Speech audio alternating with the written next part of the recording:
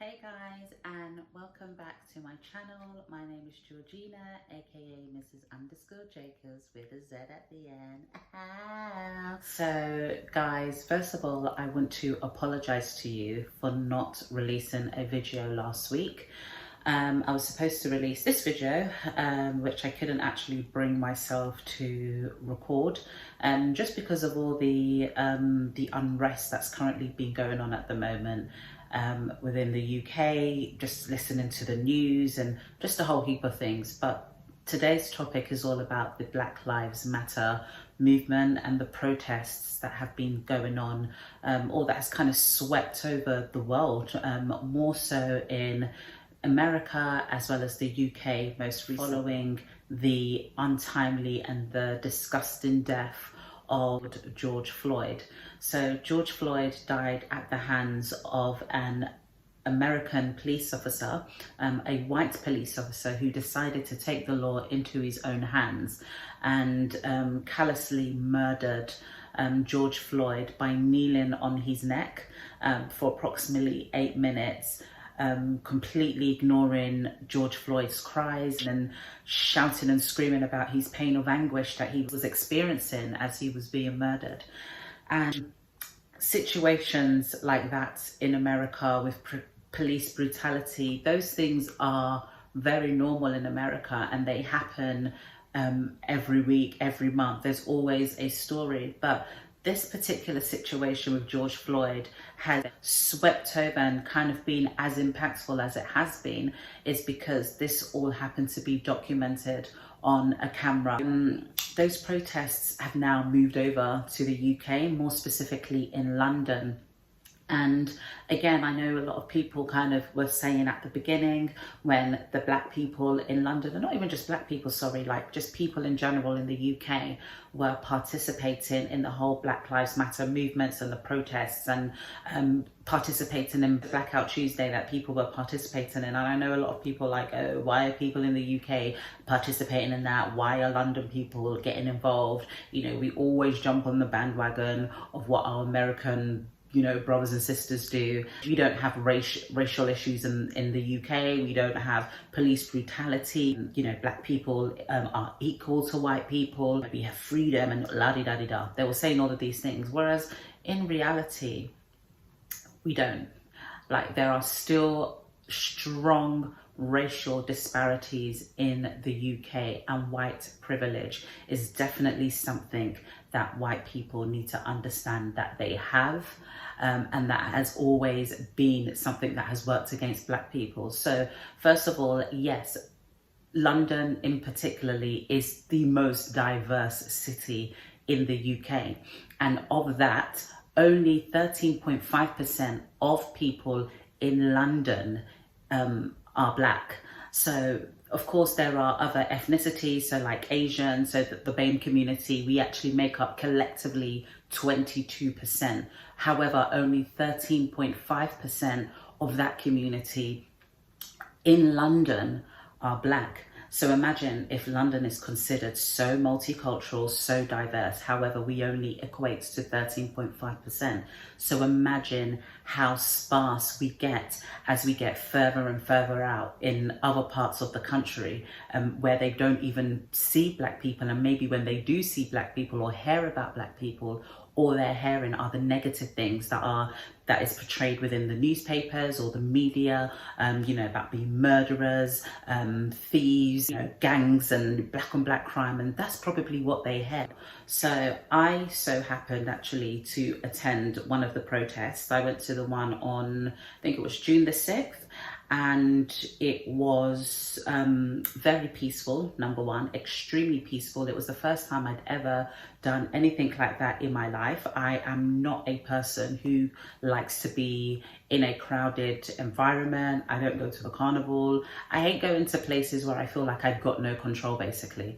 And I just felt like it was very important for me to go to the protests, not just to kind of see what was going on, because yes, a part of me was intrigued to see what was going on, but the main part of me was that I was outraged.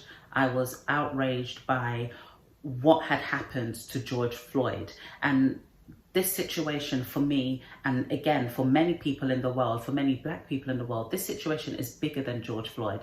This whole situation, George Floyd's death was just a catalyst to all the number of injustice and equality and the consistent oppression that Black people face every single day of their lives. And not just in America, as I keep on emphasizing, this also happens in the UK as well.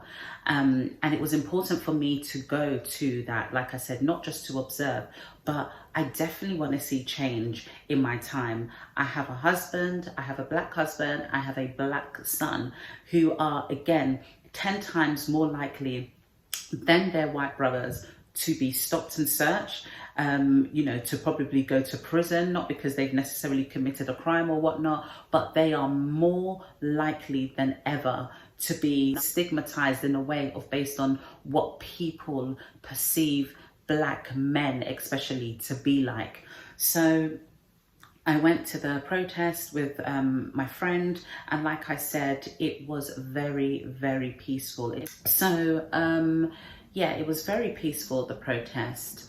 And what was very, very sad was that the same day that I went to the protest, there was an incident for a very, very short period of time where there was a police officer who was riding a horse, and the horse got out of control, probably because there were a lot of people around. I don't know, it could be for a number of reasons. And the media kind of done like breaking news, Black Lives protests, get very dangerous and very rowdy and blah, blah, blah. And, again, no one has died during these protests. And like I said, for the most part of it, it was definitely very, very peaceful. Just to kind of give you some context into the Black Lives Matter movement. So like I said at the beginning, this is something that was originally initiated by a group of people, a group of women actually, in America. And I believe the organization was established sometime around 2013, following the back of Trayvon Martin, who died again. And his family have not been able to, I suppose, receive the justice that they rightfully deserve. So if you're not too sure about that, check your Googles, and just understand a bit more about that story. Black Lives Matter does what it says on its tin. It's basically just kind of highlighting and pulling at the forefront all the inequality, the discrimination, the racial issues that consistently oppress Black people around the world. And as I mentioned, it is an issue in the UK. So I can mention many things as to how race is still a problem in the UK, more specifically in London. I was having a conversation with my brothers just the other day, and they were telling me, so my brothers are in their 20s, and one of them in their late 20s and the other one approaching mid-20s. And they were driving along. My brother's car is nice. He's a hard worker, lives a legitimate lifestyle. And he was driving along, and then he was stopped by a police officer or a police van, basically. Now, again, Black people are probably 10 times more likely, again, to be stopped and searched. And my brother was driving in his car in a nice area, in an area where he lives. And he was stopped there, and the police officer, then I think he said, or my younger brother had said to the police officer, sorry, I beg your pardon, I know why you stopped us. And you would never guess what the police officer responded, we didn't stop you because you're Black. The other person we stopped before was Lebanese. Really? Is that what we're doing now? So you stopped my brother, but then what was even worse is that he went on to say, two Black guys driving a nice car with a private number plate, we've got to find out what's going on. Why do you need to find out what's going on? Because you only equate a Black guy with a nice car as being a drug dealer or being someone that lives an illegal lifestyle. So when they done all their checks, they're kind of like, oh yeah, you can go. So it's kind of like those kinds of things in the sense of, I can't just be black and be successful. I can't just be black and have nice things without me having stolen them, without them being from drug money or any kind of like dirty money. It can never just be, oh, these are for legitimate reasons, that I'm a hard worker, you know, I'm a good citizen. It can't be because of that. So those are just the kinds of things that just shows you, again, the racism that also exists in the UK. And it's not, the thing about the UK is not in your face racism. So you're not going to have someone just walking past calling you the N-word. Again, I know some people that have had those experiences where they've been called the N-word and all sorts of things, or like a black bitch, or those kinds of comments like that. I've heard many people like have said that they've had those experiences, but it's not in your face blatant like that. It's not how you would probably find it in America. And the racism in the UK is more an institutionalized racism. So it's the underlying, it's the undertones, it's the like I said, the disparities between the black people and the white people. And I don't want to make this a race war, but again, there are huge disparities, as I mentioned, about the stop and search, disparities between black women and how they, and the care that they get before, during and after birth. You know, a black woman is more likely than a white woman to die during childbirth. Why? Because they don't take our pain seriously, because they think we're over dramatic. When we're saying that we're in pain, when we're saying that, you know, this is hurting us, they're like, oh, okay, you're just being sassy, you're doing the most, blah, blah, blah. They don't take us seriously. Our children are more likely than ever than the white kids to be excluded or expelled. There's just so many things. We are likely to miss out on jobs because, again, we're not originally, a lot of our families not from the UK. So we have, you know, native surnames, African surnames, you know, different surnames which are not your traditional English ones. So we lose out on jobs. We lose out on so many things. We're stereotyped because, you know, a white person or the media may have portrayed a black person to be one particular way, and then we're all kind of put into that pool as to this is how black people are. So those are things that we experience every single day. I've experienced it, not even to the extent of other people, not even to the extent where I'm feeling like, oh my God, I can't. I mean, yes, I have had situations where I'm like, I can't believe that you said that. So I'll tell you something. I had I'm not going to say a gentleman. I had a man say to me, someone that I'd worked with had said to me one time, Georgina, where did you grow up? And I said, oh, I grew up in London.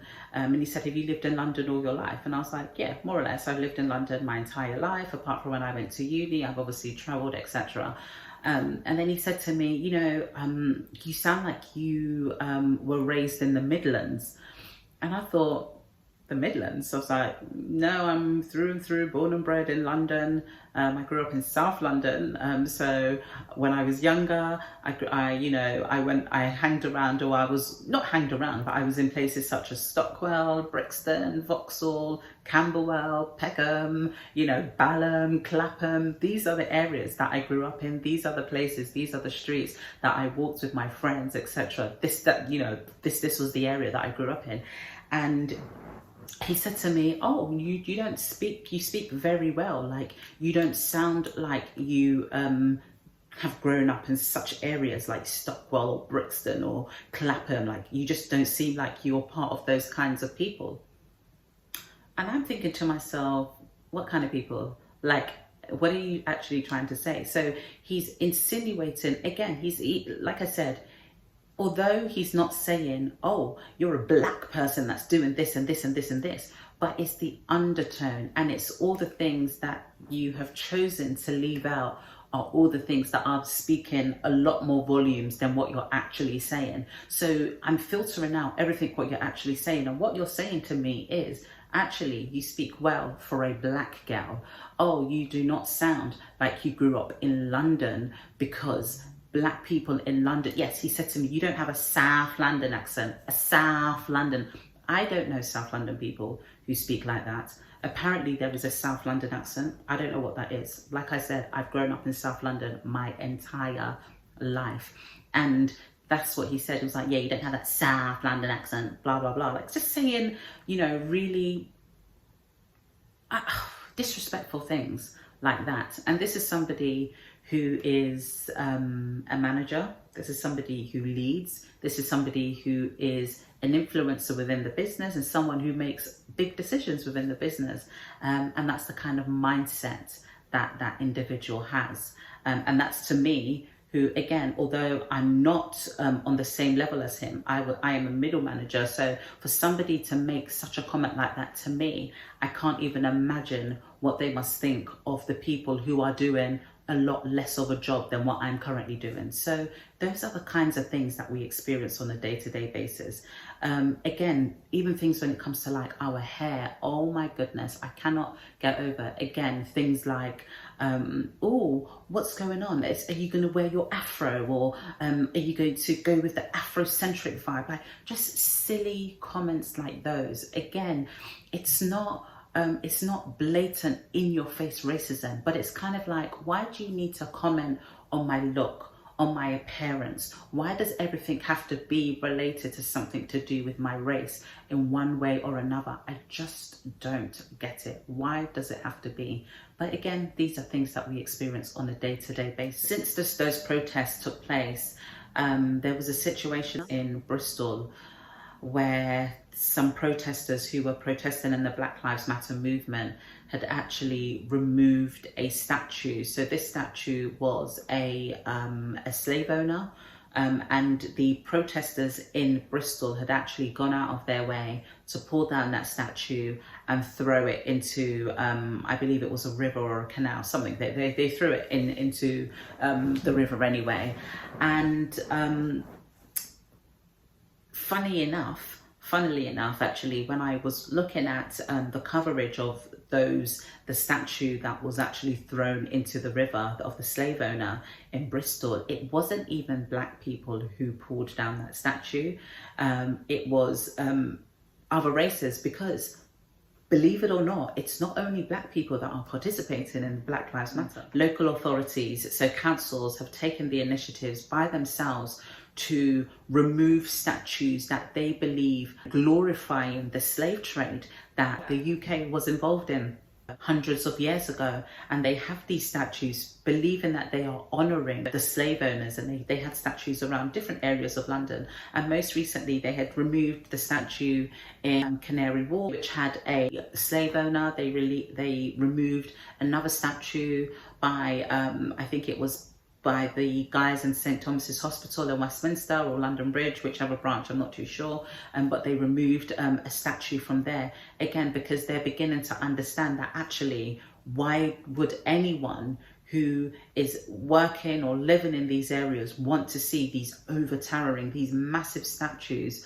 of slave owners being glorified and being honoured in such a way, when what they'd done were terrible things, and they owned Black people, you know, we were their properties, you know, at that time. And so why would we want that? And although the removing of statues is not going to eradicate slavery, or sorry, not even slavery, it's not going to eradicate racism, I believe it is a start. Again, this is not going to happen. It's not going to be a situation where things are going to change overnight. Not at all. However, I do think it's a start. And following from the back of that, with the removal of the statues, so the far right, who are like white extremists, and they obviously got riled up by this. And again, any excuse to kind of almost diminish the importance and the significance of what the Black Lives Matter protest movements are all about. They wanted to now, I suppose, make it a race war. So they decided to come from far and wide and come to central London on, I believe it was June the 13th, and cause absolute mayhem in London. Now, as I said, up until that point, we had not had any riots. There was no looting or anything like that. We were having peaceful protests. The far whites then came, or the far rights, who are the white people, who are the white extremists who believe in, you know, the white man is God kind of theory, came to make trouble. And the trouble that they came, to me, is something that was more considered of a riot. They were the ones fighting police officers. They came specifically, that their whole point was that, oh, we're coming to protect Winston Churchill's statue. Really? So they came apparently to protect the statues in London, and but they came equipped basically with a whole heap of equipment, throwing bottles. You know, they came there to fight, and for them it was more of a race war.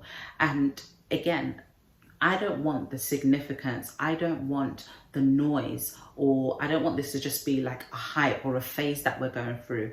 I don't want this to just be a situation where this movement and these protests are overlooked because some stupid people come down to just basically have a race war and just fight black people and call us monkeys and call us the N-words and call us all these things. That defeats the whole purpose of what we're fighting for.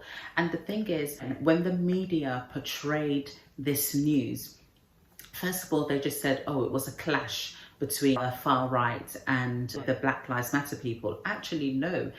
When you first see the footage of what was going on, it was the far right clashing and actually attacking the police, white police officers who had made a barricade to almost have a divide between the people who were there to protest peacefully for the Black Lives Matter protest versus the people who were coming from places like Birmingham, Nottingham, Southampton, all these places specifically to come and fight. They were not coming to protect any statue because, like I said, local authorities had taken the initiatives themselves to start removing statues. They'd also taken the initiative to border up statues that, again, then they don't necessarily want to remove, because again, I don't necessarily blame the UK government. They're not going to remove every single statue. It's part of their history, you know. So I don't expect them to remove every single thing. And removing of statues is not what we're asking for at the end of the day as black people. What we are asking for is that the racial slurs, the racial disparities that we experience day in and day out needs to be stopped. And we want equality. We want freedom. We don't want to be stereotyped. We don't want to have this negative stigma over us. We don't want those things. There was something interesting that I read where it says that when you're black, when you have to Google when you're traveling whether a country is racist. Those are the kinds of things we think about. You know you're black when you're going to work as a female and you need to think to yourself, actually, should I have my hair in cane rows? Should I have my hair in single plaits? Because I can't now begin to now start explaining to them, is it just better that I have my hair straight, that I have my hair long, because that's what they understand? Just different things. Those are the things that we constantly think about. Actually, another thing that I think I saw was, you know you're black when you go into a shop and you don't find what you want, but you have to end up just buying like chewing gum or something because you don't want to be accused of maybe stealing something or being stopped when you're leaving the shop to say, oh, can I check your bags or can I check your receipt if what you bought? Those are the kinds of things that we experience every day. And those are the things that white people do not understand, that what we go through. And some of them care and some of them don't care. And like I said, this is not to be a race war. This is so that white people understand that they do have a privilege. They have an advantage in life which propels them 10 times ahead of black people, of ethnic minorities, but more so black people, because I know people are saying things like all lives matter, you know, it's not about Black Lives Matter. And for me, all lives do matter. 100%, when we've never not said that every single person's life matters. That's not what we're saying. But if you cannot, for one point or for any one reason, just understand that actually black people's lives matter, and you can't just put your own feelings and wants aside for once, because you have to make it about yourself, because you need to, there's almost like a power trip. If you can't do that, then that is part of the problem. That is the white privilege that we speak about. And it's not all white people that obviously have this. I know white people who are obviously with black people in relationships, who have mixed race children, have lots of black friends or black family members, etc. And they're not racist. So this, like I said again, this is not a race war, but it is a situation where if it's not brought to the forefront of your minds, it's almost like out of sight, out of mind. It's not happening here, it's happening somewhere far away in America, not my problem, don't have to deal with it. Kind of that kind of thing. And, you know, it's important that this movement is here to stay. Like, I don't want this to be a phase. I don't want this to be like, oh, the thing that's currently trending at the moment and we're all jumping on the bandwagon. I am trying to do, and I am thinking of ways every day of what I can do to be better, what I can do to be more representative of, you know, of Black people in a positive way, to show that actually Black people are doing it. Black people are winning in life. Black people are in change, are developing, are growing. All these amazing things that Black people are doing, but those are not the things that you see. Those are not the things that are at the forefront of people's mind. I know a lot of people, my friends, who have kind of had to approach their companies. So a lot of companies, since the back of the whole, you know, Black Lives Matter movement and the protests, etc., have I suppose kind of wanted to kind of express that they are with and for Black people, and they've kind of looked at their structures and they've looked at their people on boards and the people, directors, etc., and they've kind of seen that actually, or they've noticed finally that they don't have, it's not diverse enough. Having a woman is not diverse. Having one woman representative, having one white woman is not diverse. I'm sorry. You know, having someone of color, a Black person, an Asian person, but more so a Black person in you know, in places of influence is highly important. And so a lot of companies began to pledge, we're going to do a lot more. We're going to make sure that we restructure ourselves. We want to be able to understand what Black people need. We're going to employ more Black people into the workforce. We're going to increase it by 25%, 50%. You know, they were all giving out these statistics. Again, actions speak louder than words. So everyone has said these things, but let's just see what happens over the next few months, years, whatnot to come. But again, like I said, a lot of my friends and people that I've known have mentioned that they've actually taken the initiatives themselves to kind of go to their employer. You know, it would be nice if you as a company were to release a statement, just kind of putting your Black workers at ease, and just explaining to them that, you know, we stand with you, we're for you, we're not against you, this is an equal opportunities company, etc. So first of all, on the one hand, I think that's great and that's very brave for us to do so. Because again, I think when we speak up about anything related to Black people or anything, especially in the workplace, shall I say, is always considered like, oh, they're playing the Black card. But I think in this situation, it is right for us not to remain silent and to use our voices to bring change. So like I said, a lot of my friends have done that, and off the back of that, some companies have released a statement, and some companies have decided actually we're not going to release any statement, or we didn't think about the statement to release, or we didn't think that we needed to release a statement, or we're not going to release a statement because we don't get involved in political issues.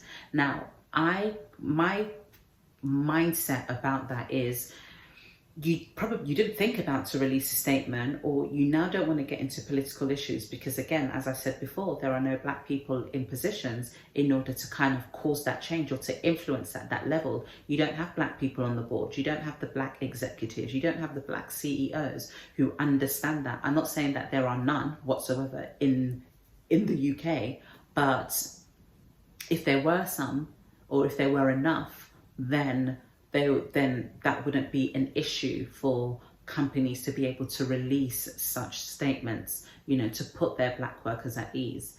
And yeah, I mean, this whole period has just made me feel like, okay, Georgina, you need to level up, not just for yourself, but for your children and the generation to come after that. I would be so devastated if 32 years from now, my son, my children are having to do the same thing. I'll be so devastated, absolutely devastated. And I'm now going to have to start thinking about, you know, when do I start talking about race to my child? When do I have to now start giving them the realities that, yes, I know, like, to us, we are equal to, you know, the white people, Asian people, whatever, we are all equal. However, the world doesn't see it that way. When do I now have to start having those conversations with my child for him to understand that he is always going to have to work harder. He's always going to have to do better. Mediocre is not going to be enough, because it's not going to get you anywhere, especially as a young black man. There are so many things fighting against you, fighting against your identity, fighting against your self-worth, fighting against your esteem, that me as a mother and my husband as a father are going to have to prepare him for in life. And a major thing that actually has been a discussion in my household is, you know, where are we going to send our son to school? So he's a year away from going on to, you know, to primary school, to reception. And as parents, you know, my husband and I were both educated. We've both been to university and graduated. And I'm not necessarily saying that that's the route that my son needs to take, but obviously up until he's at least 16 years old, he is going to be in education. And like I said, the disparities of the educational system in the UK is another situation. So we want to make sure that our son goes to a good school. We want to make sure that, and in order to get to a good school, you need to make sure that you have situated yourself so that you're living in a good area, so that you're within the catchment to get into those best schools, which are Ofsted Outstanding, etc., etc. And I remember before this whole, you know, Black Lives Matter movement, this probably was like at the beginning of the year or so, my husband and I were discussing this, and we were saying, look, we probably are going to need to move to make sure that Nate is going to a great school, where he's going to get a great start ahead, blah, blah, blah. And I remember I was kind of saying that to my husband, and my husband said, look, George, I want Nate to have a wonderful education. I want him to go to a good school, but he can go to a good school in London. And I was kind of like, oh my God, there's no good schools in London. We're going to have to move out. We're going to have to do this. We're going to have to do that. And if we do have to get him a good school in London, it's probably going to have to be private and blah, blah, blah, and all of this stuff. And I remember the words that my husband said to me. He said to me, Georgina, I am not sending my son to a school where he is going to be the only black person there, where he is going to become insecure, where he's going to feel less than his counterparts, where he's going to maybe potentially have to change who he is, where it is highly likely that he's going to get bullied because of the color of his skin. He said, I didn't experience that, you didn't experience that, and I'm not about to watch my child experience that. And I remember thinking to myself, oh, that's not necessarily the case, and you're being over dramatic and blah, blah, blah. But actually, again, I'm thinking about it, and with everything that's happened, I'm kind of like, you know what? It's not worth it. Yes, my child can have a great education, and it just means, as I said, we just need to work harder. We need to stop thinking that we can't achieve or get the good things that are in London because London's expensive. I don't want to have to move out and be the only black family on the street in order to be deemed successful. I don't want to try to fit into anything. We've decided that actually we're just going to have to look deeper and find good schools in London. I can't think, for me personally, to now send my son to an environment or to a school where he's made to feel ashamed of who he is and his identity and his background and his culture. And yeah, it's just, for me, it's just not worth it. So it's a lot to think about. There's a lot to digest. But I'm definitely going to play my part in this. I'm going to definitely continuously be, as I hope I am, a good example to what it means to be a black British woman. I'm hopeful. I'm definitely hopeful. I'm hopeful for change. I'm hopeful for growth. I'm hopeful for development for my people, for black people. And I'm really hoping, really hoping that black people and white people can not just coexist, but look at each other to be equals in every single thing in life. I want black people and white people to have the equal amount of opportunities, the equal amount of privilege, etc. That's what I want. That's what I want to see. Call it wishful thinking, call it whatever you want, but change starts in the mind. It starts in your mind. And if you can think it, you can do it, and things will be. But if you think, actually, nothing's going to change, it's always going to be like this is the way it's always going to be, then don't expect any change whatsoever. So guys, without any further ado, I'm going to bring this to a close. Oh my God, my phone just went off. I'm going to bring this to a close. Thank you so much for watching. Please remember to share, like, and subscribe.